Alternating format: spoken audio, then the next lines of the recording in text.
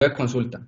Motivo de consulta. Entonces, esto es una paciente de 36 años que viene con fiebre, malestar general, escalofríos y fatiga por 10 días.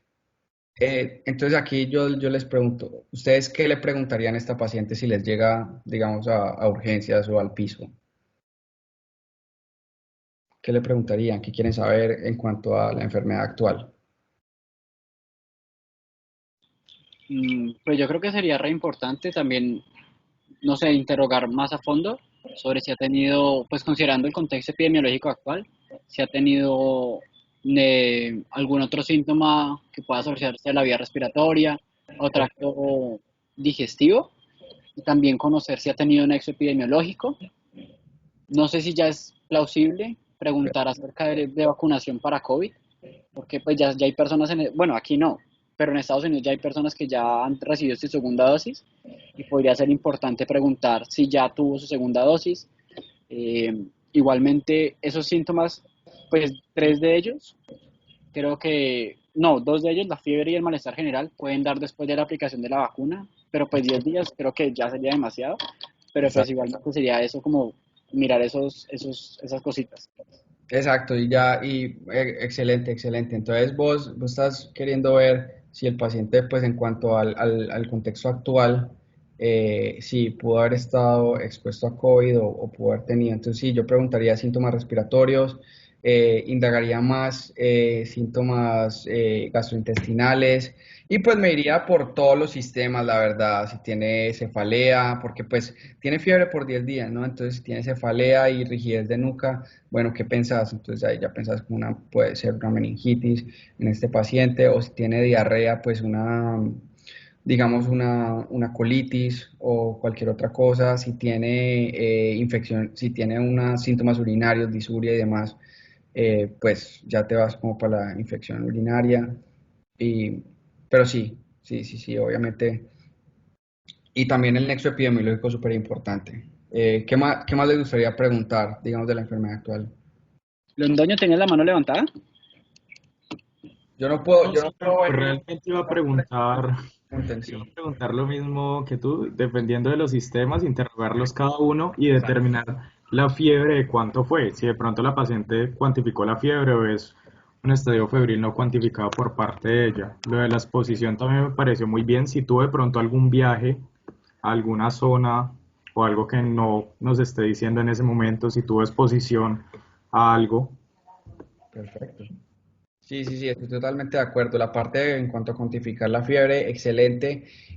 Si viajó, qué nos haría pensar? Digamos, si viajó, no sé, a otra parte como a México, a cualquier cosa, nos haría pensar en otras enfermedades. En cuanto a epidemiología, digamos, infecciosa. Mm, digamos que también sería importante, paciente con fiebre, joven, yo también preguntaría sobre pérdida de peso. Esto puede ser muy general, entonces pues la fiebre es un síntoma muy, muy, muy general en que muchas patologías lo pueden causar, pero digamos si viene asociado, digamos, a pérdida de peso, a sudoración nocturna y demás, pues ahí abriría un poquito más el diferencial. Qué bueno. ¿Alguna otra pregunta? ¿O Sí, sí? Juan, es que también Ah, ok. Cami, ¿vas a decir algo? No, dale, dale, dale que estaba manejando lo de la palabra, simplemente. Sobre eso de la fiebre, también indagar un poco más cómo es esa fiebre, si tiene algún patrón, si presenta picos febriles, si está acompañada de algún otro síntoma, además de los que ya estás presentando ahí. Pues creo que eso no se había dicho. Exacto, exacto, exacto. Yo también, digamos, preguntaría en este caso si ha hecho algo para mejorar la fiebre, ¿no? Si ha tomado algo para que se le baje la fiebre, si lo ha logrado, eh, eh, algo así. Sí, importante el hecho de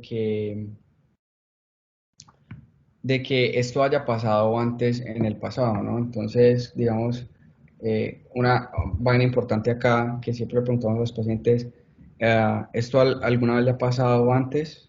Entonces, como para, digamos, saber cómo enfocarlo, si le ha pasado antes, enfocarlo de esa forma también. Bueno, yo creo que ya podemos seguir. Entonces, este fue el motivo de consulta y esto fue como... Entonces, sí, entonces la fiebre por 10 días es normal.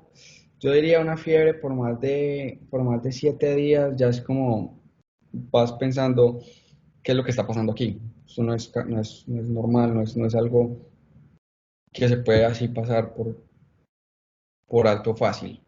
¿Ok? Entonces, básicamente tenemos aquí como la enfermedad actual o HPI sería History of Present Illness, que es lo mismo que enfermedad actual. Entonces, lo mismo que ahorita,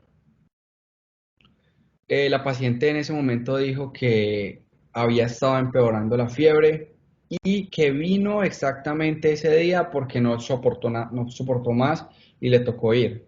¿Por qué? Porque ella había empezado los síntomas por 10 días, pero ¿por qué no había venido sino hasta ese día?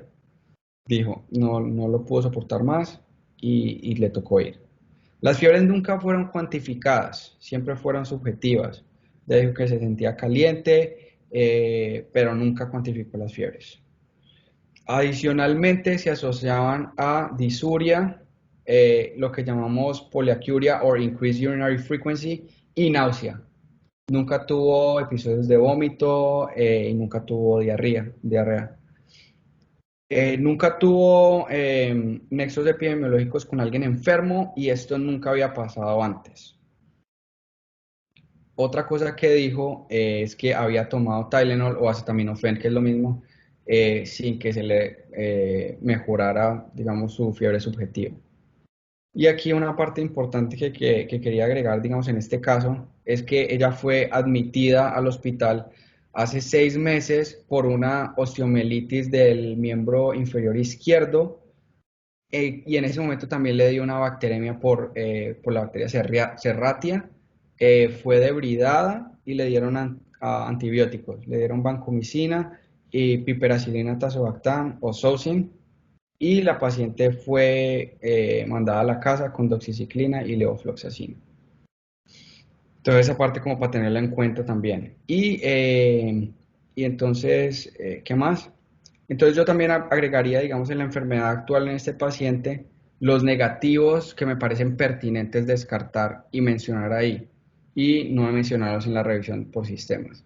Entonces, nunca tuvo dolor de pecho, nunca tuvo síntomas respiratorios, nunca tuvo tos, nunca tuvo, esto es shortness of breath o disnea, nunca tuvo palpitaciones, diarrea, vómitos, eh, ¿cómo se llama esto? Se llama convulsiones, dolor de cabeza, pérdida de la conciencia o loss of consciousness y altered mental status o pues alteración de la conciencia. ¿Ok? Que me parece importante, digamos, mencionarlos en este caso en la enfermedad actual. ¿Ok? Entonces ya podemos seguir. En cuanto a la revisión por sistemas, ¿qué más tenemos positivos? Entonces, la paciente se quejaba de muchos síntomas constitucionales, como cambios en el apetito, había tenido una pérdida de peso que creo que fueron aproximadamente 10 kilos en los últimos 6 meses, que es impresionantemente significativo en este caso. Había tenido escalofríos, diaforesis, fiebre y bueno, ese cambio de peso. También refería que había tenido pues algunos signos de que había perdido unos piezas dentales, eh, náusea, constipación, disuria y poliacuria. Pero de resto negaba absolutamente todo.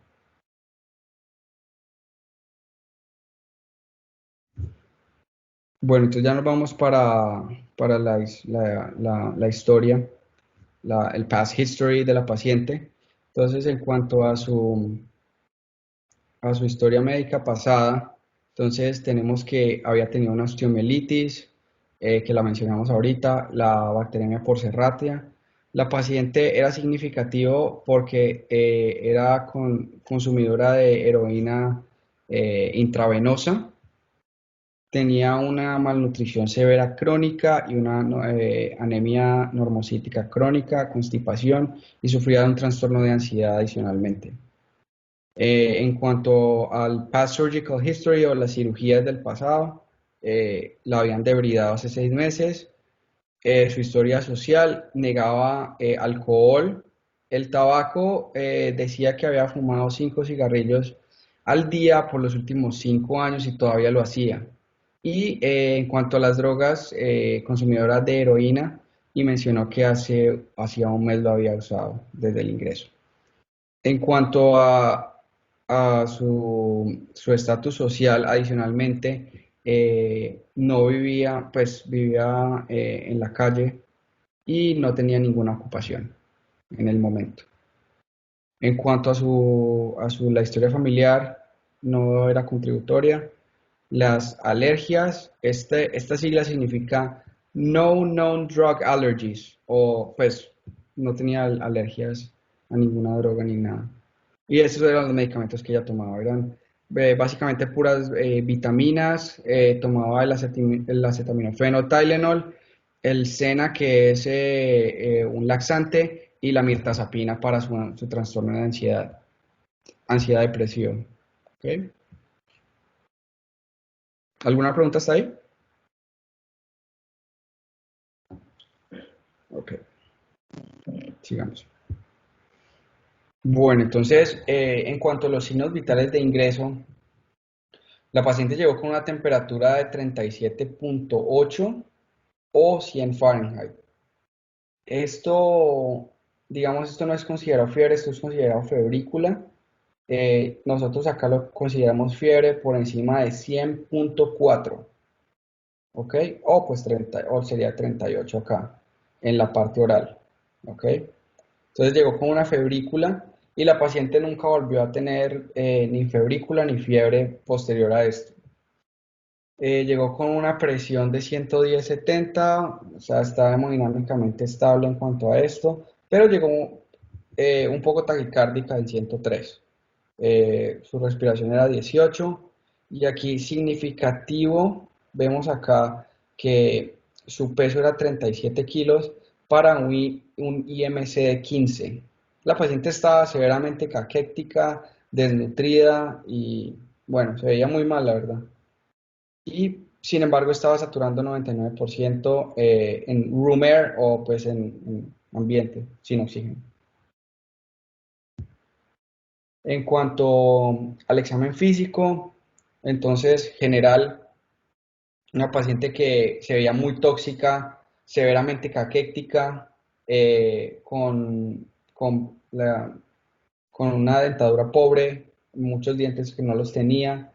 Llegó taquicárdica, pero estaba regular.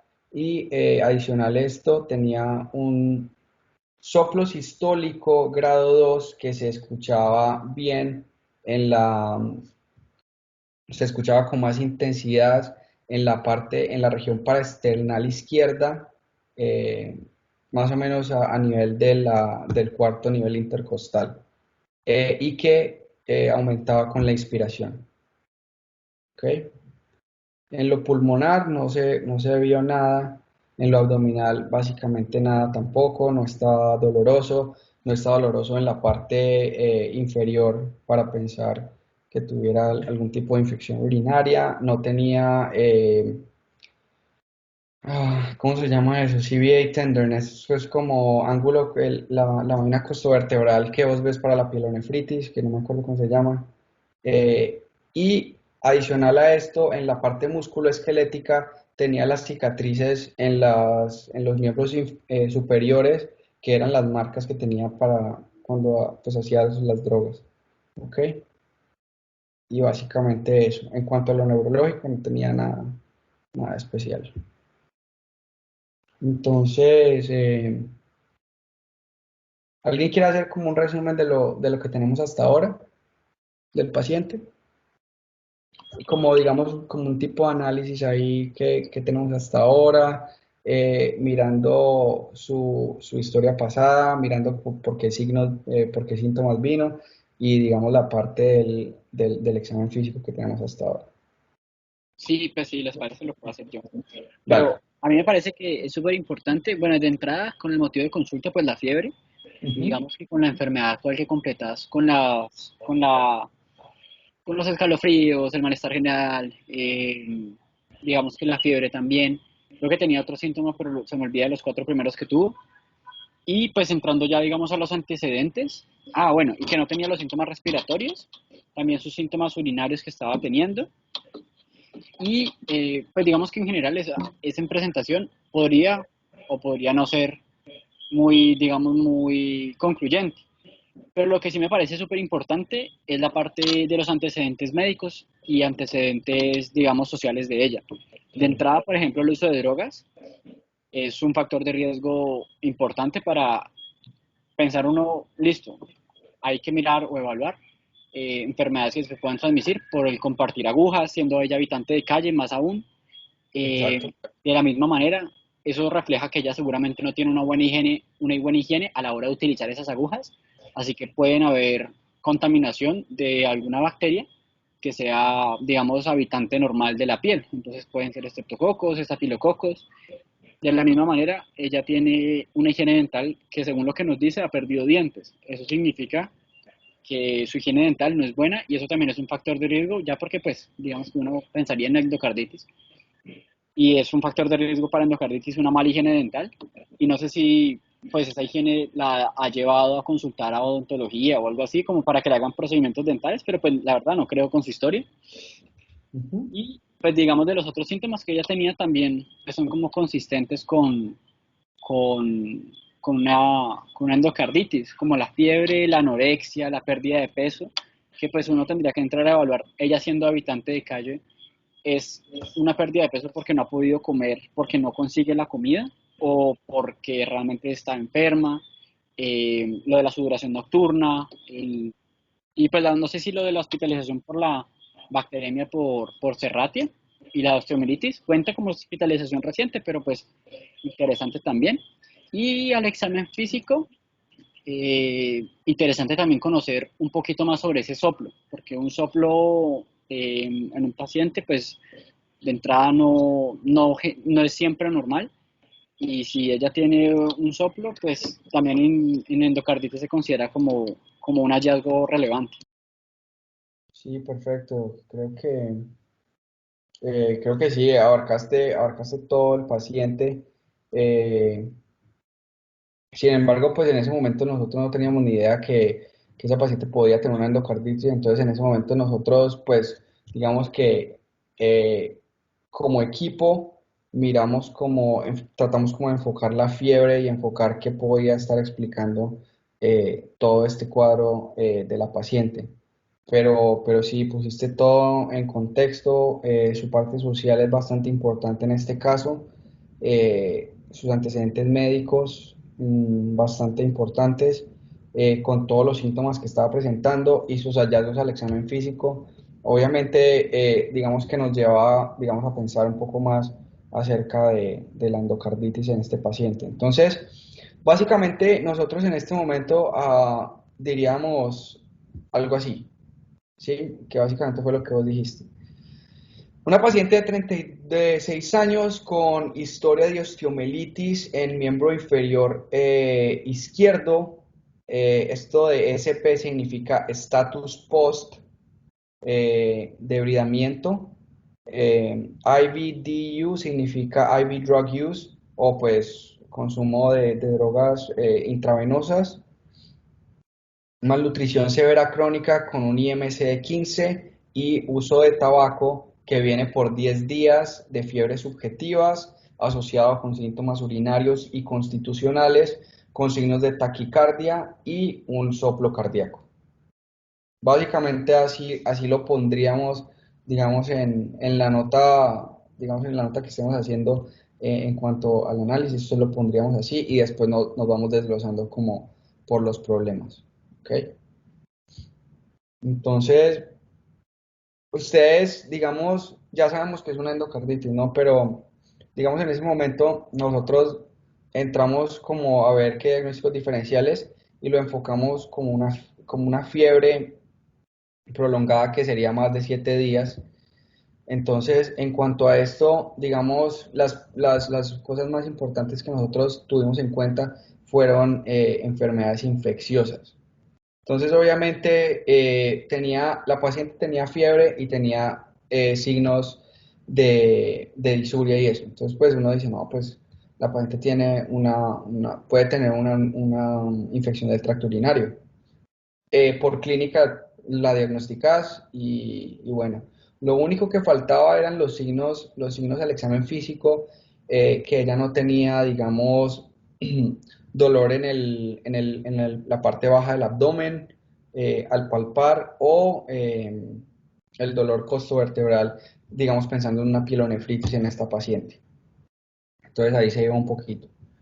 La otra cosa que pensamos fue un HIV. La paciente tiene todo el factor de riesgo para tener un HIV y también se puede presentar así, pues fiebre y pues diferentes signos.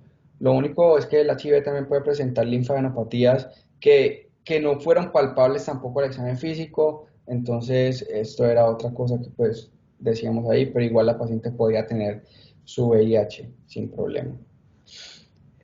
Otras cosas que nos pueden causar fiebre por más de 7 días sería un absceso, que una paciente con un antecedente de una infección en hueso y un estado de nutrición crónica puede tener riesgos aparte pues uso de drogas intravenosas, puede tener riesgos de infecciones bacterianas y esto pues favorece que se creen diferentes abscesos en las diferentes locaciones del cuerpo. Eh, entonces también obviamente importante ver si tenía algún absceso, podía estar en el diferencial. Obviamente una endocarditis infectiva que digamos era como lo que más estaba en nuestro diferencial, lo más alto que teníamos con la paciente con el soplo y la fiebre y pues el uso de drogas, entonces es como blanco es gallina lo pone, pero pues igual había que tener pues otros diferenciales. Obviamente también la fiebre reumática con el murmullo, sin embargo pues la paciente no había tenido previamente alguna enfermedad por estreptococo que digamos que nos hubiera hecho pensar más o, digamos, soportar más este diagnóstico. Y la paciente era una paciente habitante de la calle, entonces la parte de la tuberculosis súper importante en esta paciente, entonces pues necesitamos obviamente también descartar que tuviera alguna tuberculosis, digamos que no fuera pulmonar del todo, que ya no tenía ningún síntoma pulmonar, no tenía ninguna tos crónica, sin embargo tenía otros síntomas que podían asemejarse a la tuberculosis. Entonces, súper importante. Y bueno, vimos las otras partes también eso es en cuanto a infeccioso, pero entonces podemos también irnos por otros diferenciales en cuanto a malignidad, fiebre con pérdida de peso, obviamente tenerlo en cuenta, vasculitis, que ya pues es un poco más raro y yo creo que infeccioso era como lo que más nos sonaba a nosotros, pero también importante tenerlo en cuenta en el diferencial. Eh, ¿qué piensan ustedes en cuanto a qué más diferenciales pueden tener en este caso?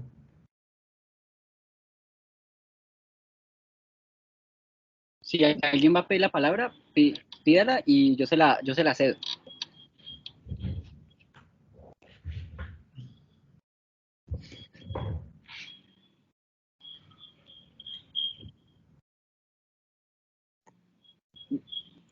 ¿Alguien? Bueno, yo también sí tengo otra idea, pero pues no sé si, pues no está aquí como en estas, pero no sé si, es que de pronto por la edad sería como muy, no sé, pero puede ser que de pronto, ella tenía 36 años, ¿cierto? Exacto, 36.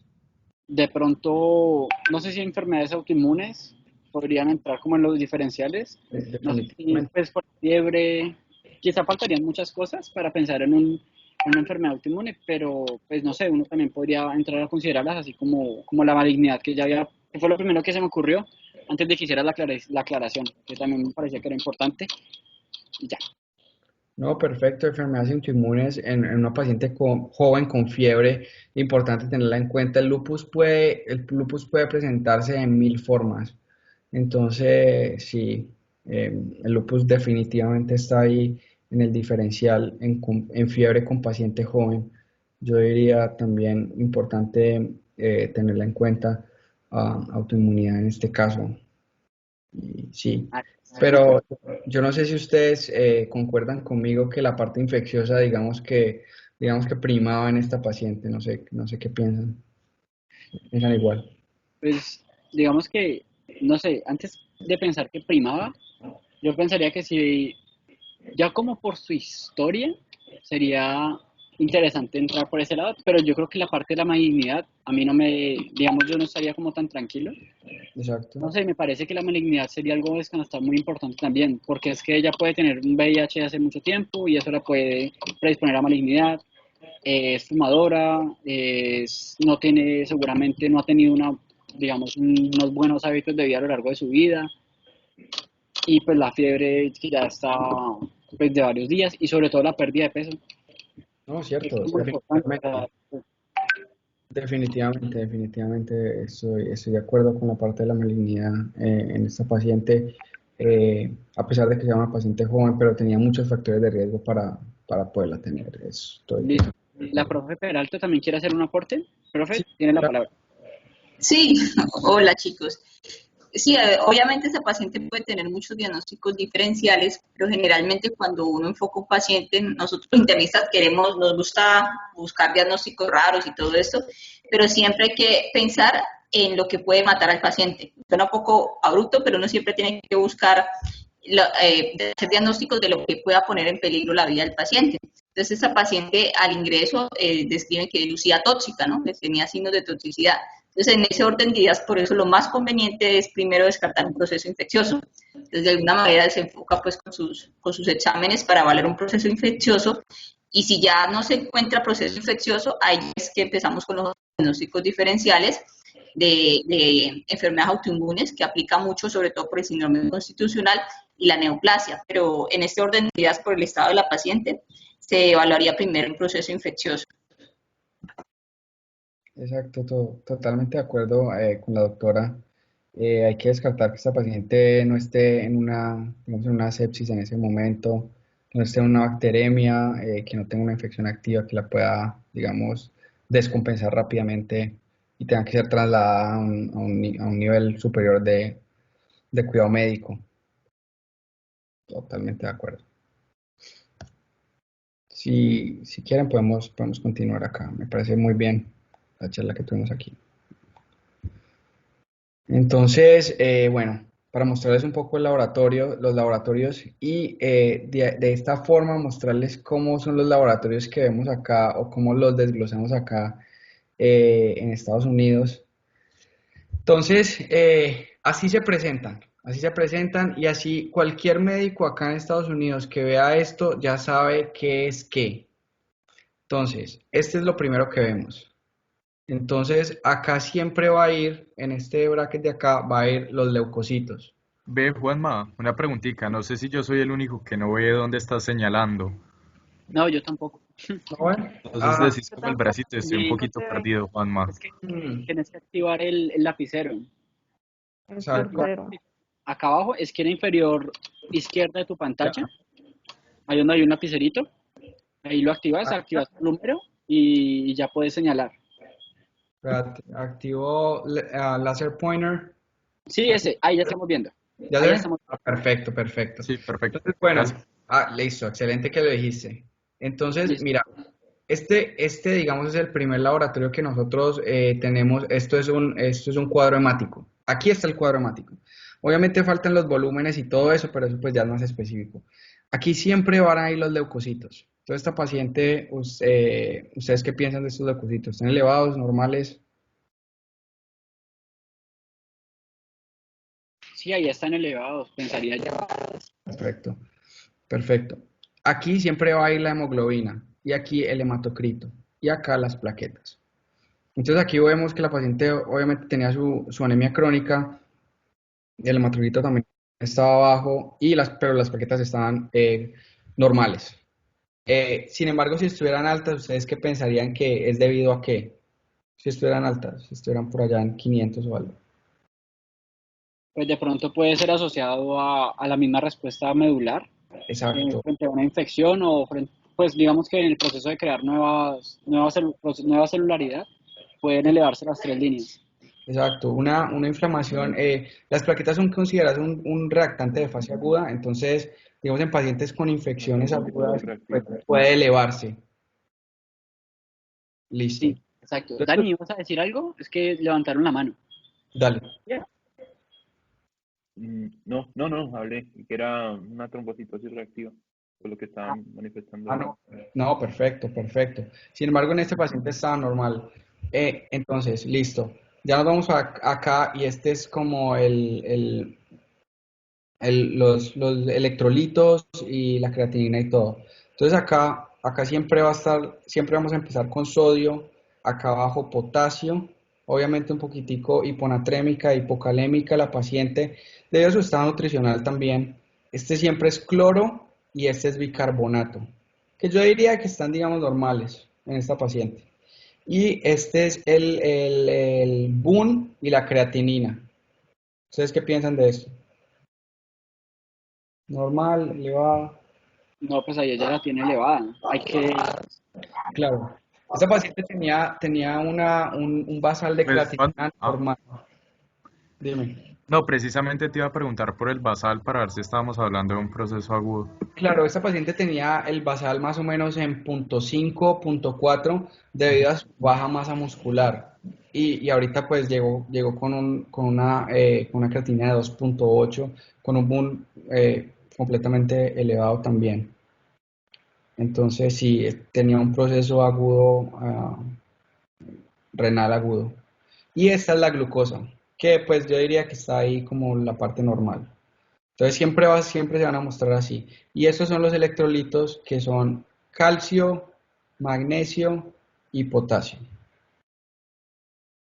Entonces, ¿qué más tenemos por acá? Entonces, así básicamente, esto se lo muestras a cualquier médico acá y ya vas a ver exactamente qué es, de qué estamos hablando, sin necesidad de poner eh, ningún tipo de numeración ni valor, nada. Aquí hace TALT, entonces podemos ver que la función hepática por lo menos estaba normal. Tenía un poquitico elevado la fosfatasa alcalina, pero la bilirrubina estaba bien. La albúmina obviamente estaba muy baja por su estado nutricional. Esto se llama la proteína C reactiva, que estaba elevada. Esto es el ESR, que también está elevado, otra reactante de fase aguda. INR estaba normal, no estaba en embarazo. El ácido láctico es considerado normal acá por debajo de 2. Entonces en esta paciente por lo menos no estaba en una acidosis láctica que nos llevaba a pensar, digamos, hacer protocolo de sepsis en este paciente en ese momento. Y tenía el COVID-19 negativo y el VIH negativo también. El uroanálisis salió patológico, una paciente que tenía proteinuria, 2 cruces de sangre, los nitritos eran positivos, tenía leucocitos elevados y tenía también pues eritrocitos. Creo que no eran dismórficos y tenían moderadas bacterias. Y el toxicológico en orina salió positivo para opioides. ¿Qué otra cosa le pedirían a este paciente? ¿Qué me está faltando? Cultivo de entrada. De un hemocultivo. Claro, súper importante en esta paciente, un hemocultivo. Déjame ver que ya. Entonces, sí, aquí como Londoño lo dijo, creo que era Londoño, sí, no estoy seguro. No, ese era Dani.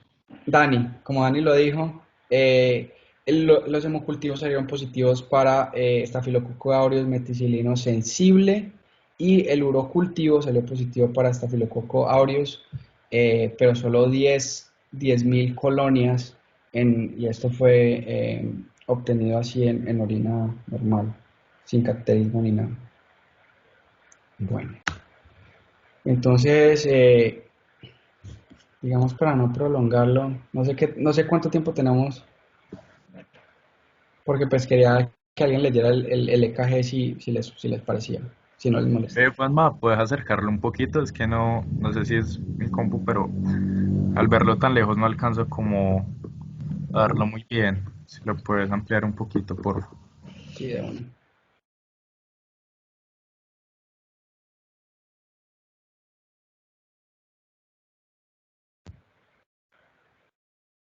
¿Ah, ya lo ves? Sí, mucho mejor, gracias. De una. ¿Alguien quiere más o menos como intentar leerlo?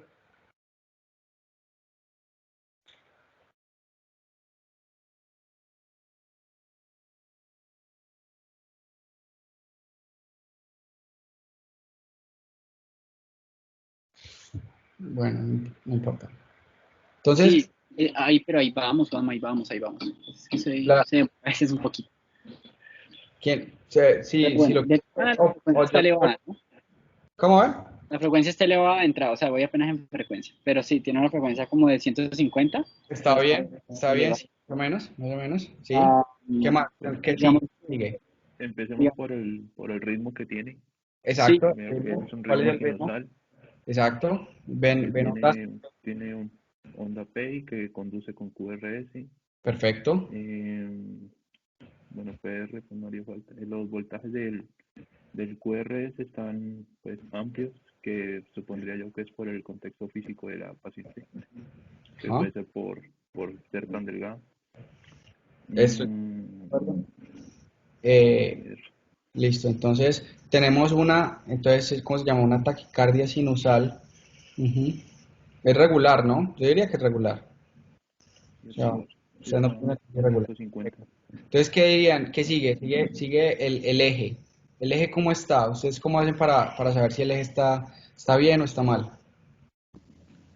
D2 y ADF, y ambos son positivos, Exacto, te vas para D1 estarían. a BF. Si ambos son positivos, entonces el eje es normal. Perfecto. Entonces, después, si nos vamos a específicos, miramos como la amplitud de la onda P, a ver si no tiene como un alargamiento atrial, pero yo la veo normal. Y posteriormente nos iríamos a ver, digamos, a las ondas precordiales, acá, a ver si hay cambios en el ST, que la verdad yo no veo mayor. Ve, Juanma, preguntica, en esa onda P vos cuántos cuadritos contás de altura, de voltaje, que para mí hay más de 2.5, solo que no alcanzo a ver bien. O sea, no veo los cuadritos pequeños. ¿Cuáles estos? ¿Cuál derivada estás viendo? De 2. Pero es que no alcanzo como a ver los cuadritos pequeños. De dos No puedo hay dar mucho, bien. digamos, Interferencia. hay mucha interferencia en este de dos. Mm. Yo me Pero iría, mira, nosotros, yo me iría a estas ondas más acá, a las precordiales. Digamos, a ver, tres, tales. Digamos que hay algunos sí, hay algunos que son más o menos unos dos cuadritos.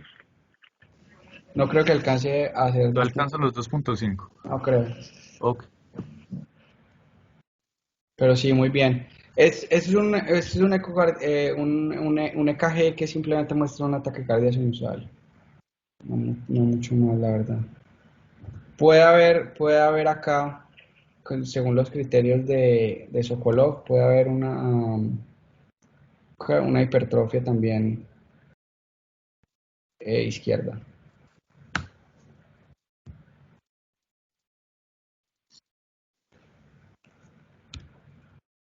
Digamos que ya podemos. Esta fue los rayos X que se le pidió al paciente. Digamos que yo lo voy a leer aquí rapidito como lo importante. Solo se vio una opacidad acá. Digamos, esto yo diría que es en la región pericardíaca izquierda, pero adicional a esto no se ve pues nada así relevante y se ve acá, esto es un peak line que le pusieron a un paciente, que es una línea que le ponen por la braquial y que llega casi al atrio derecho. ¿Ok? Eh, Esto se le pone a los pacientes para darles medicamentos, para darles antibióticos, para mandarlos para la casa. Entonces, esta paciente seguramente, no sabe muy bien por qué tenía esto, pero seguramente le habían dado de alta con antibióticos para la casa y nunca le quitaron el PICC line. Mm, Entonces, pues ahí tenía más un acceso directo eh, para, Directo, para, sí. para drogarse. Entonces, bueno, ahí estaba. Entonces, ya para ir como más, avanzando un poquitico más, le tomamos un CT de abdomen que la verdad no mostró mucho, solo mostró unas linfadenopatías retroperitoneales, no mostró signos de pielonefritis ni nada, y tampoco colecistitis, nada. Pero el CT del, del chest, ¿cómo se dice? De pecho, El CT de pecho. Tórax. o de tórax. El CT de tórax, perfecto. El CT de tórax sí mostró lesiones cavitarias. Acá podemos ver en el lóbulo superior derecho y en los lóbulos inferiores izquierdos acá. Son como zonas cavitarias acá. ¿Ustedes qué pensarían que es eso? Digamos en este contexto de paciente. TV.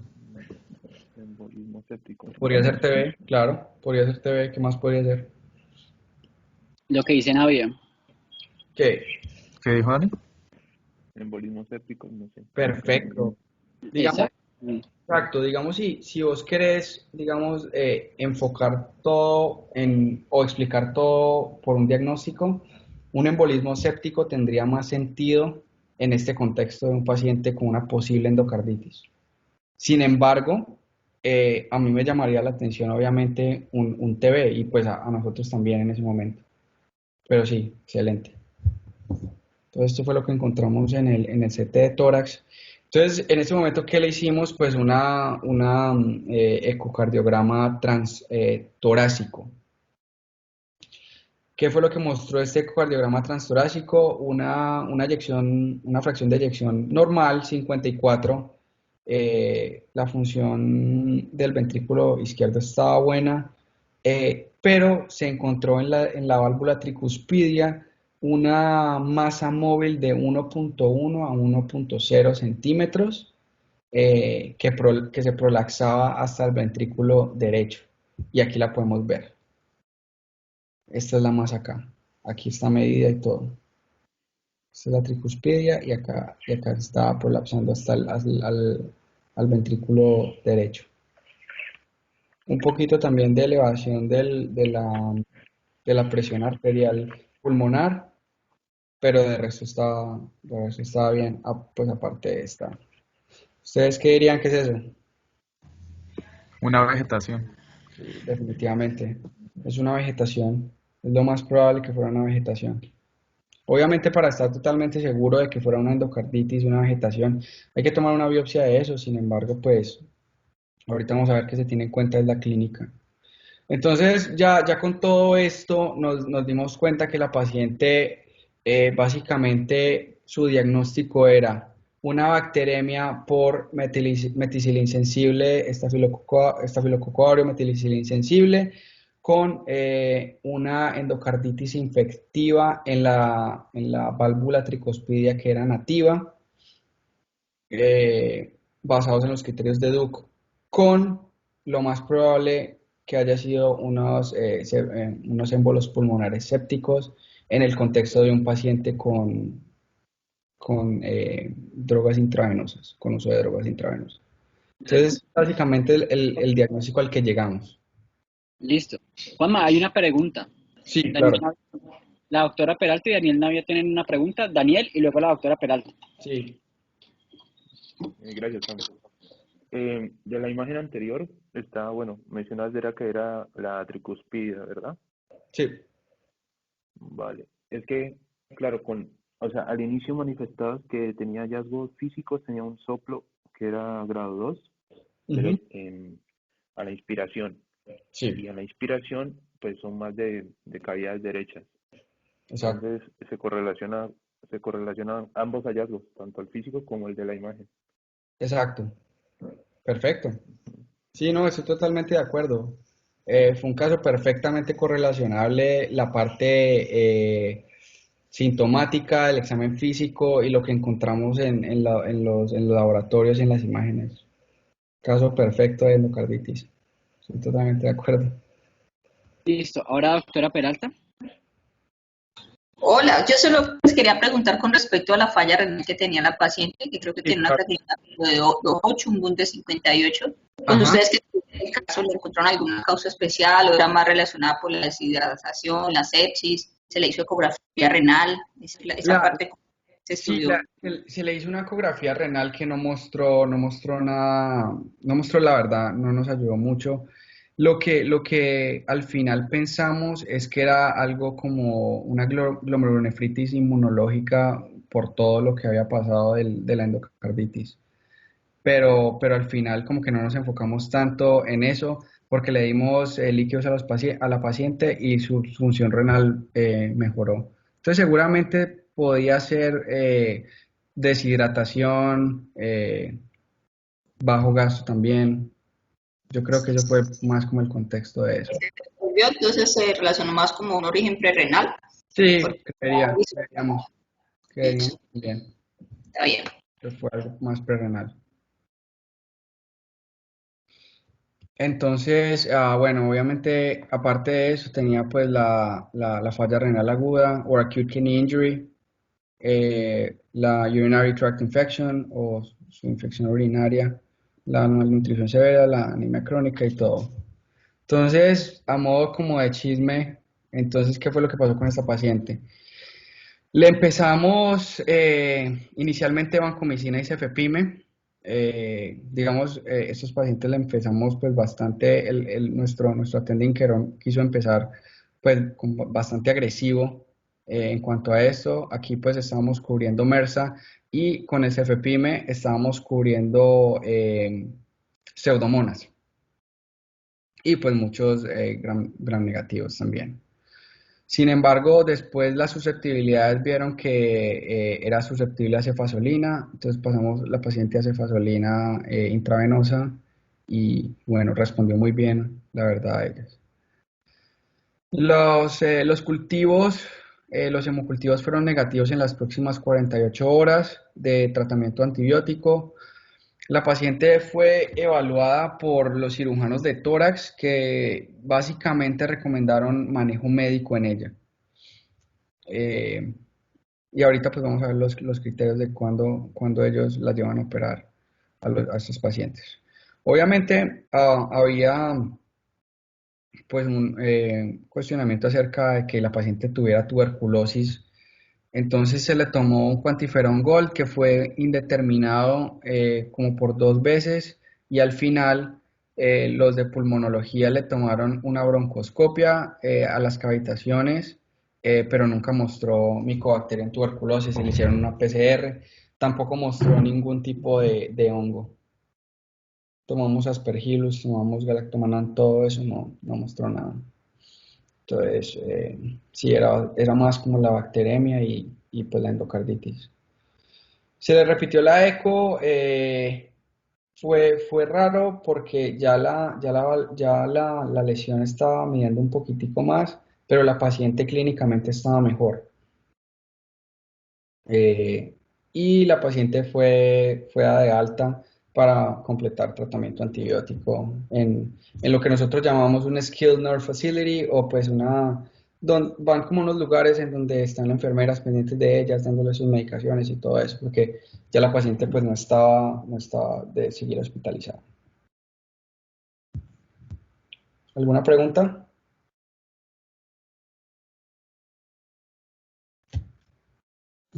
Pues digamos que de parte de la experiencia clínica, o sea, más que digamos del tema, porque lo explicaste muy bien, lo dejaste bastante claro el cuadro de la paciente y todo, y lo que pasó con ella.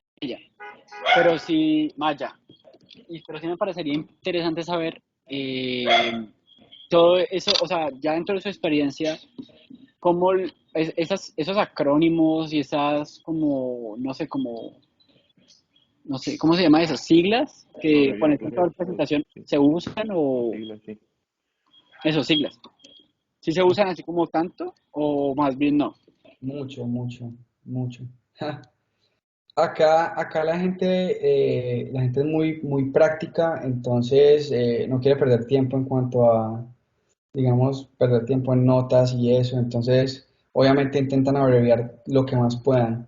Hay unas abreviaciones que ya todo el mundo sabe qué significan, pero hay otras que sí, definitivamente tenemos como que llamar a la gente que las puso para decir, bueno, qué quisiste decir así?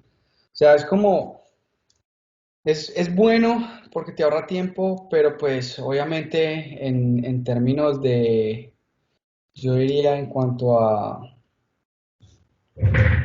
términos legales y sentirse vos como protegido en eso, es obviamente mejor copiarlo todo, siempre. Pero pues, o sea, yo por qué te voy a decir que yo también copio siglas y es mucho más fácil hacerlo así. Pero sí, se usa mucho, mucho. Listo. Ah, entendido, Juan, muchas gracias. Sí, La doctora, entonces, ¿tiene una pregunta? Ay, perdón. Dale. literal, todo lo que yo les estoy mostrando acá es como todo se pone acá, los laboratorios, así se ponen las siglas y todo eso. Listo, entendido, Juanma. Muchas gracias. La Dale. doctora Prat, ¿tiene una pregunta? Sí. Sí, era una pregunta un poquito maliciosa, pero no me quería quedar con la duda. Es que Bien. el presidente mencionó que ella se había ido con un catéter periférico que le habían puesto. Me imagino que un catéter periférico para acceder a una vena central, que se había ido para la casa con eso. De pronto consideraron que esa podría haber sido la causa, culparon la punta del catéter o qué pensaron sobre eso. Sí, sí, obviamente, y el catéter mostró o sea, la misma bacteria, pero ya la pasó Ah, a su bacteremia. ¿Sí? listo, gracias. Sí, Claro, claro. porque eso también es un factor de riesgo, tener Sí, dispositivos intravasculares. definitivamente, Más si definitivamente. no se lo estaba cuidando porque, pues, ¿cuánto llevaba con ese catéter? No, no, la verdad no me acuerdo exactamente cuánto llevaba con el catéter, Era más de un mes. pero sí, creo que más de un mes había estado como en otro hospital que nosotros nunca pudimos conseguir los récords, y la habían sacado con ese catéter que nunca se lo habían quitado por algún motivo. Ah, listo, súper. Dale, gracias. Gracias, profe. Ya, entonces, bueno, aquí rapidito las cosas importantes que digamos necesitan saber de endocarditis. eh, ¿Cuándo se da profilaxis? O sea, digamos a los internistas que nos va a tocar hacer en esto, ¿cuándo vamos a dar profilaxis para prevenir la endocarditis? Entonces, obviamente solo va a estar indicada en los procesos de alto riesgo, que son estos que ven acá. El más común son procedimientos dentales que incluyan que la mucosa vaya a sangrar. Todas estas, pues, ortodoncias y demás. Otros importantes procedimientos que requieran incisión o biopsia de la mucosa respiratoria, que ya no son tan comunes. Otros procedimientos, pero en pacientes, que se vayan a hacer procedimientos, pero en pacientes que tengan una infección del tracto gastrointestinal o el tracto genitourinario, pero activa en ese momento. Si no está activa y se va a hacer un procedimiento ahí, digamos que le van a hacer una cistoscopia a una paciente, pero no tiene una infección urinaria, pues no se le da. Pero si sí, bueno, ahí sí. ¿Sí me entiendes? Procedimientos en piel infectada, y bueno, el tejido musculoesquelético infectado, obviamente. Y cirugías para poner válvulas prostéticas o válvulas intravasculares o materiales intracardíacos. Todos estos son procedimientos de alto riesgo que hay que tener en cuenta para poder dar la profilaxis. Ahora, estos son los pacientes en el que se le va a dar las profilaxis si se les hacen estos procedimientos, ¿sí? O sea, si a uno de estos pacientes se les hace estos procedimientos, se le va a dar profilaxis. Si a, si a uno de estos pacientes se les hacen otros procedimientos, no se les da profilaxis. O si estos procedimientos se les hacen a otros pacientes que no tienen esto, tampoco se les da profilaxis. ¿Sí? Más o menos. Yo sé que es difícil, pero es así. Y pues estos son los tipos de pacientes. Que el primero, que tengan una válvula prostética, que se haya usado para reparo intracardíaco, que hayan tenido un episodio previo de una endocarditis infecciosa y en pacientes con enfermedad cardíaca congénita, cualquier cianosante o que se le haya, digamos, hecho algún reparo de material prostético también. Entonces, la profilaxis no está recomendada en otras formas valvulares o de congénitas que no sean estas.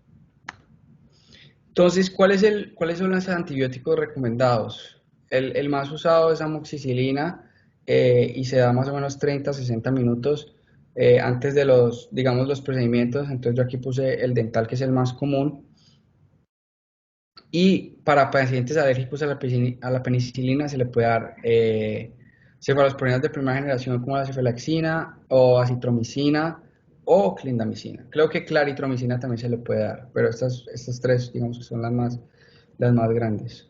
Y aquí, yo que sé que se ve un poquitico borroso, pero aquí están más o menos las dosis en adultos, que pues son las que nos interesan a nosotros, de amoxicilina o ampicilina, o pues clindamicina. Para el diagnóstico, entonces, pues va a ser un diagnóstico clínico según los criterios modificados de Duke. Entonces, en rojo están los que tenía nuestro paciente.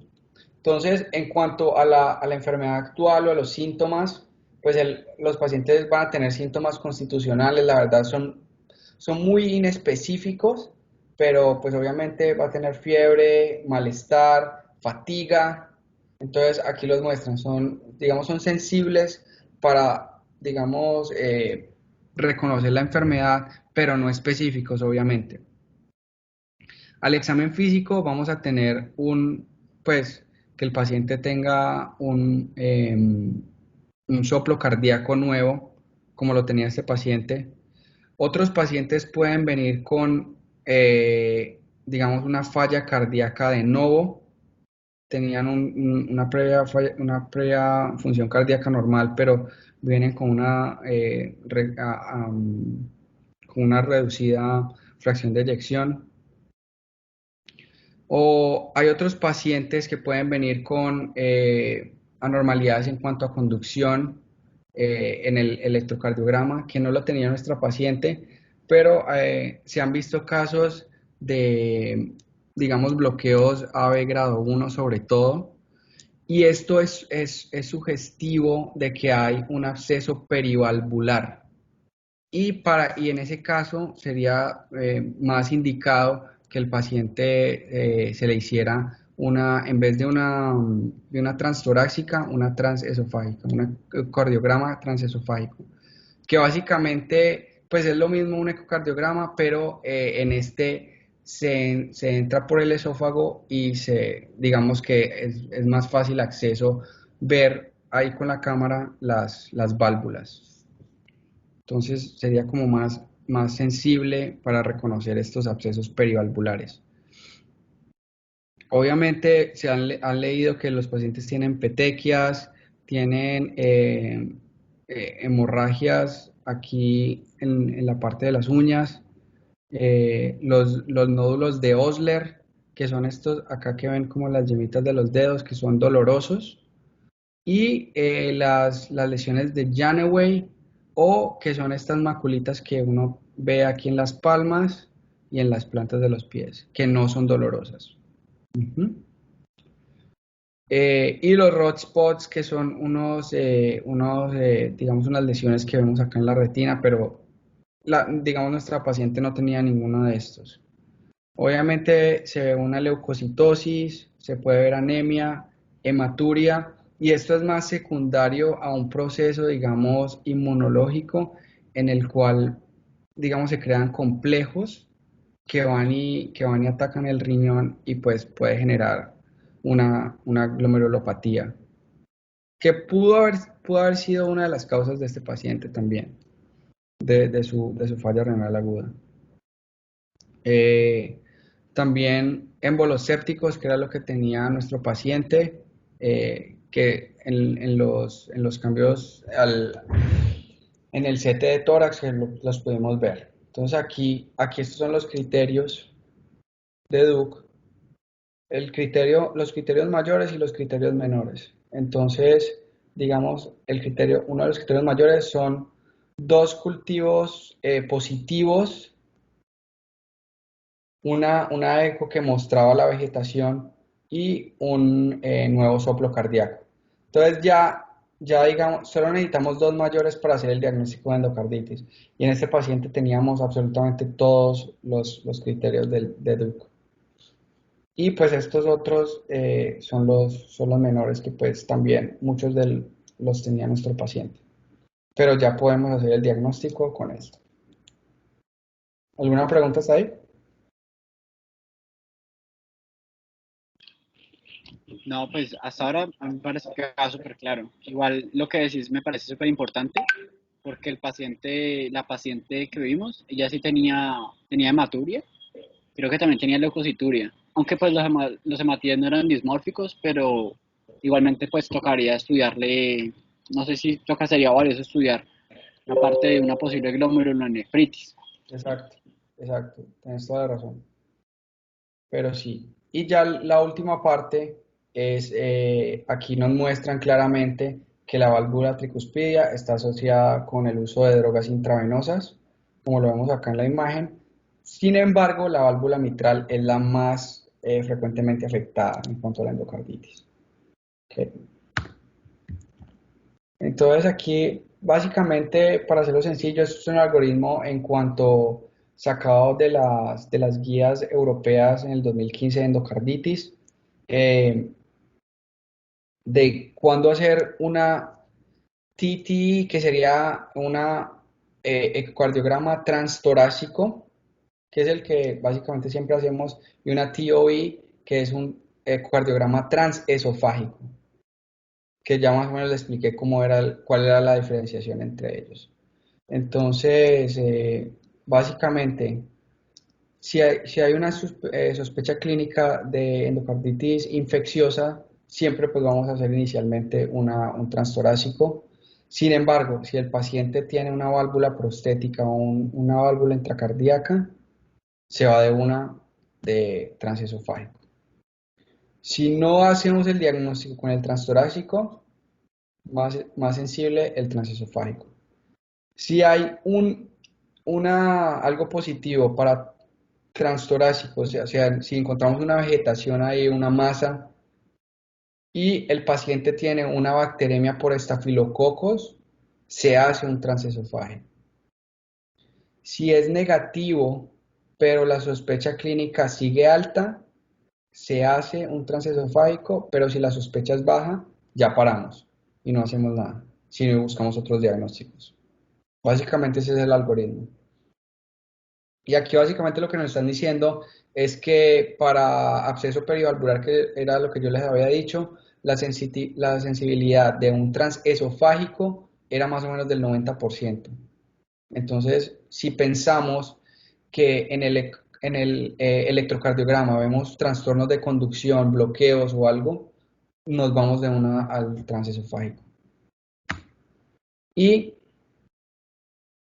aquí nos muestra el transesofágico no es obligatorio en un paciente con válvula nativa derecha con un transtorácico que mostró la lesión, como era el caso de nuestro paciente.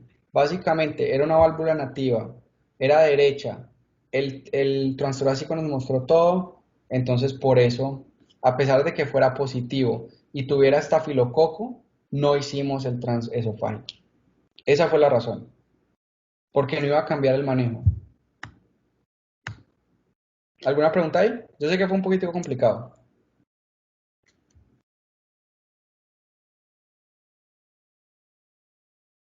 Ok.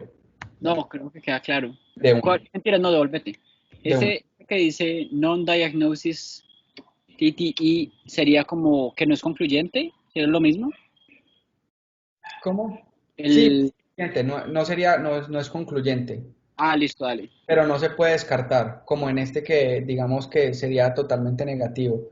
Pero aquí sí es con sospecha clínica. Está un poco como una Listo, zona gris ahí, pero básicamente así se entiende.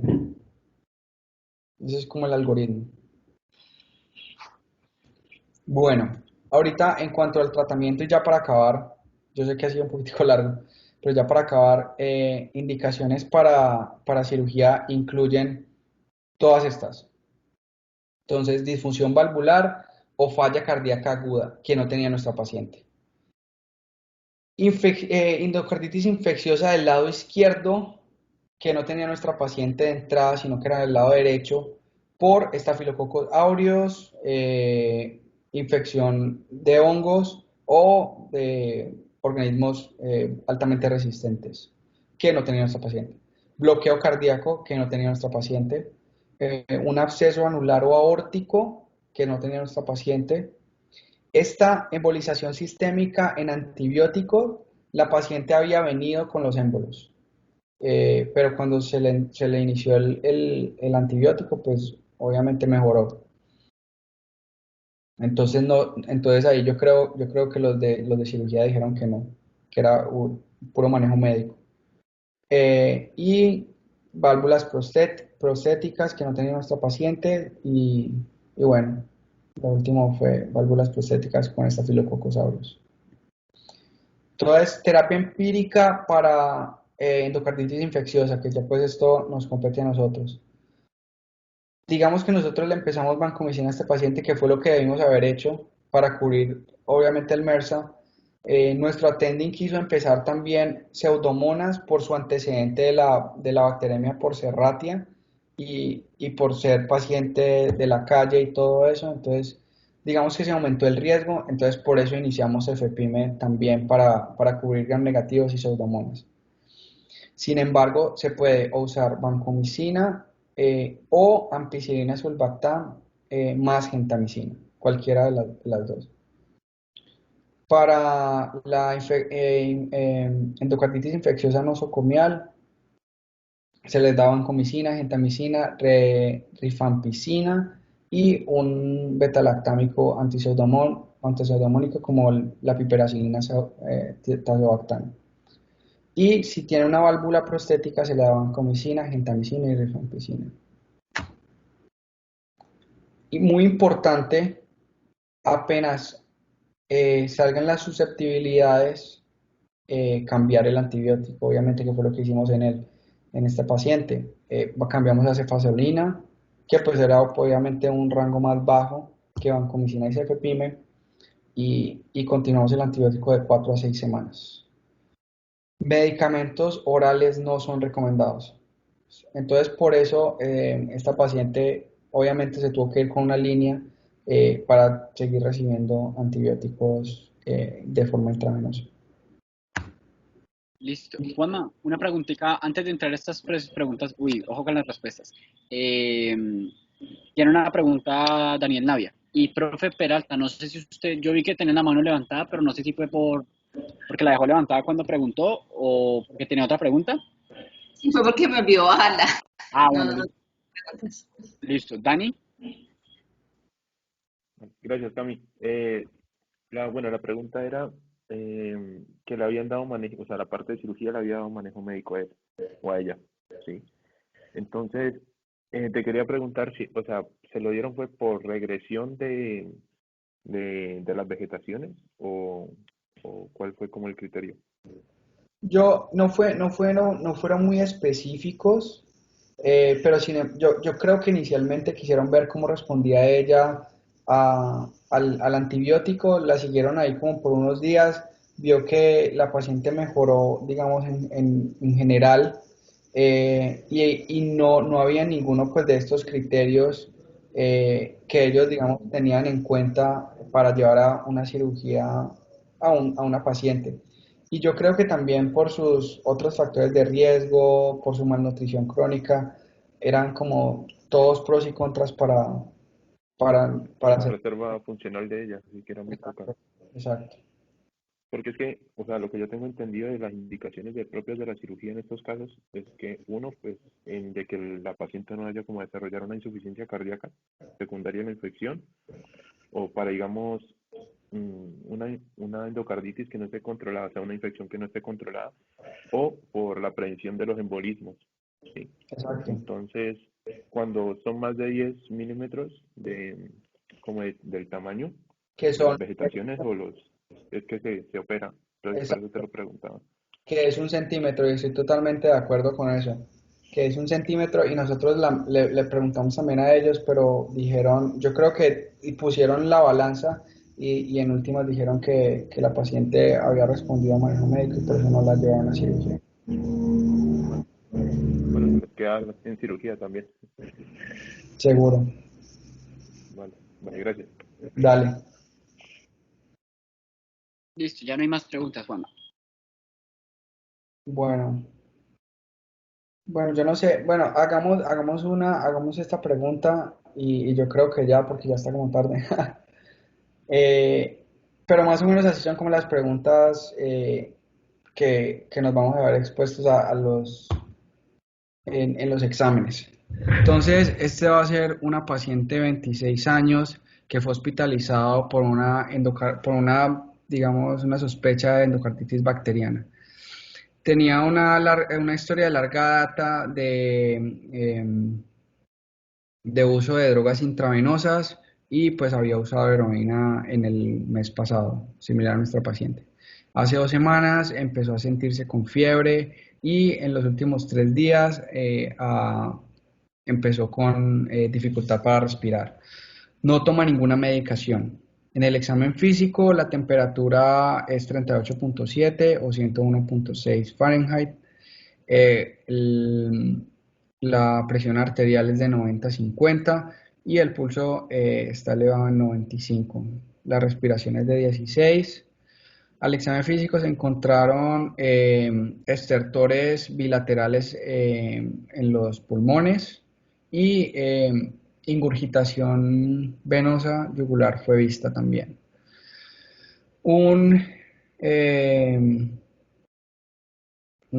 un soplo holosistólico grado 2/6 se escuchaba en el ápex y tenía un S3.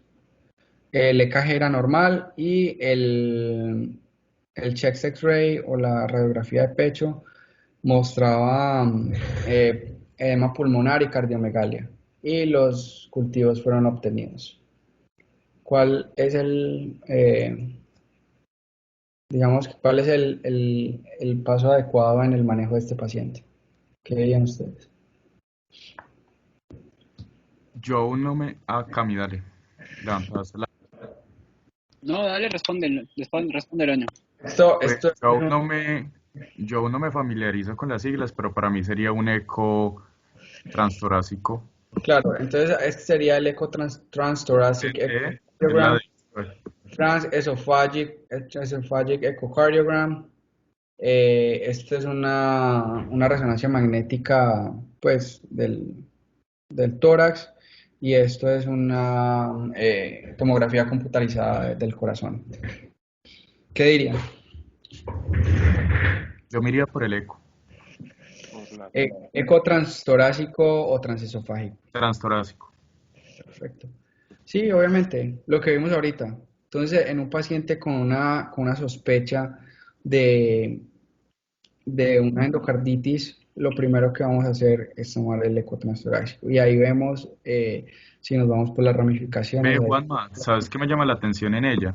Que si, ve en él, perdón, que si se tiene esa sospecha de endocarditis, pueda que este paciente ya esté haciendo una falla cardíaca y esté en un perfil congestivo, por esos estertores bilaterales que está presentando.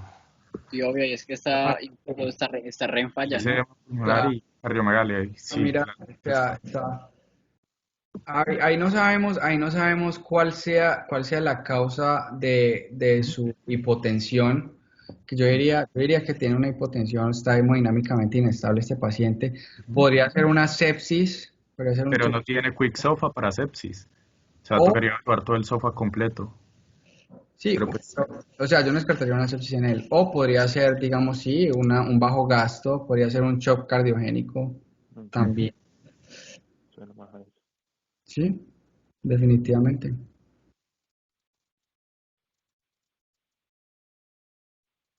Entonces, sí, entonces ya nos vamos a soltar esta pregunta.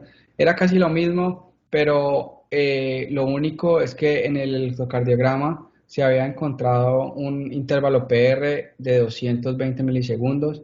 Lo normal es de 120 a 200. Entonces, este paciente tenía un bloqueo grado 1.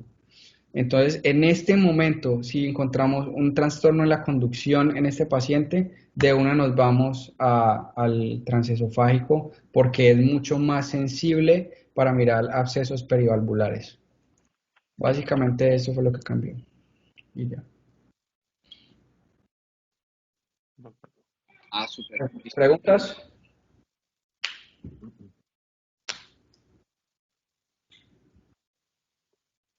Pues yo las que he tenido las he ido haciendo. Yo creo que la mayoría hemos hecho eso, Bueno, ¿no? Como que hemos ido preguntando a lo largo de la presentación.